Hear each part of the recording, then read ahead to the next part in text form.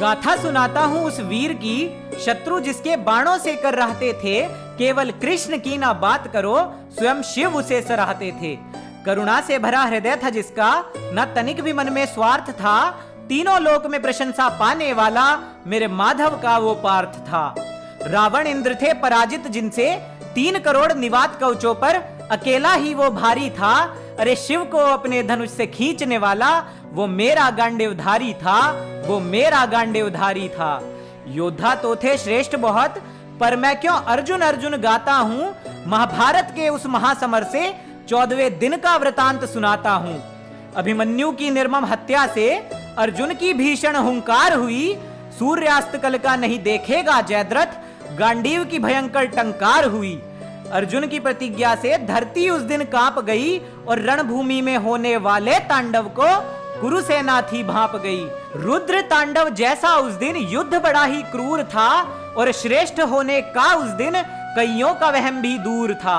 कौरव योद्धा लगे विचारने, कैसा भयंकर क्षण होगा जब अर्जुन उतरेगा रणभूमि में, जीवन नहीं मरण होगा।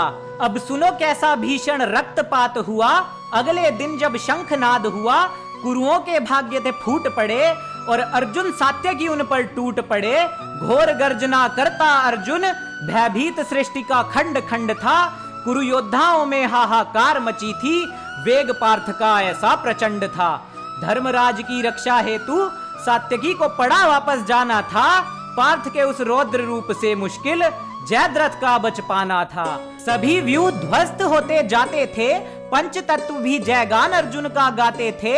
चक्र सप्त सूची व्यूह भी असफल से हो जाते हैं, जब क्रुद्ध होकर नर नारायण युद्ध भूमि में आते हैं। जब 2 प्रहर के युद्ध के कारण अश्व नहीं चल पाए थे, तब सब्यसाची युद्ध को करने उतर धरा पर आए थे। रथ विहीन पार्थ देखकर हर महारथी उससे लड़ने आया था। बिना रथ के भी उस दिन कोई न पार्थ को जीत पाया था। सभी एक साथ मिलकर भी ना धनंजय को जीत पाए थे। यूं ही नहीं शांति सभा में परशुराम ने जयगान अर्जुन के गाए थे। अरे रथ विहीन होकर भी पार्थ सभी महारथियों पर भारी था। अरे गौर से सुन लो कथा ये बंधु, कैसा मेरा गांडीवधारी था, कैसा मेरा गांडीवधारी था। अब आगे का वृतांत सुनाता हूं। जब दुर्योधन पार्थ समक्ष आया था, गुरु द्रोण ने रक्षा हेतु ब्रह्म कवच पहनाया था। फिर अब अर्जुन अपने अग्रज से बोले, व्यर्थ में ही आज प्राण अपने गवाओगे। ये द्यूत नहीं है समरांगण है, मेरे हाथों मारे जाओगे।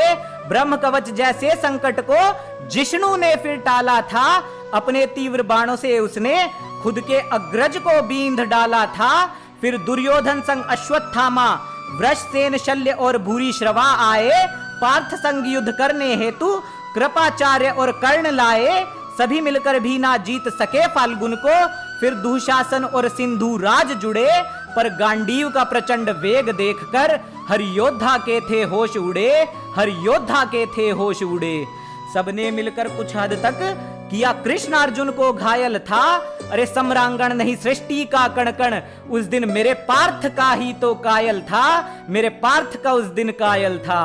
अंगराज को जब रथ विहीन किया तो अश्वत्थामा को आना पड़ा। परास्त होकर जिष्णु से अंगराज को अश्वत्थामा संग रणभूमि से जाना पड़ा।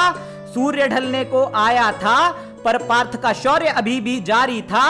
अरे 8 महारथी जिससे डरकर भागे, वो मेरा गांडीवधारी था, वो मेरा गांडीवधारी था। अर्जुन गिराने लगे जो शीश सिंधुराज का, माधव बोले पार्थ तनिक विचार करो। व्यर्थ अपना बलिदान देकर ना पांडव सेना को लाचार करो। जो धरा पर गिरा शीश सिंधुराज का, अनर्थ प्रचंड हो जाएगा। वृद्ध क्षत्र के वरदान के कारण तुम्हारा मस्तक खंड खंड हो जाएगा। तब विभत्सु ने क्रोध में आकर समस्त रण क्षेत्र को हिला दिया, और जयद्रथ का शीश उन्होंने पिता वृद्ध क्षत्र की गोद में था गिरा दिया। अब पूछता हूं उन योद्धाओं से जिन्होंने खुद को पार्थ से श्रेष्ठ बताया था, क्यों अर्जुन के भय के कारण तुमने सिंधु राज को छुपाया था?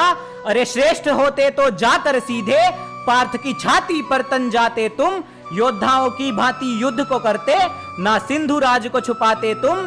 अरे धर्म की खातिर लड़ा सदा ही ना श्रेष्ठ कभी खुद को बताता था। युद्ध कौशल को देख स्वयं इंद्र जिसके आगे नतमस्तक हो जाता था।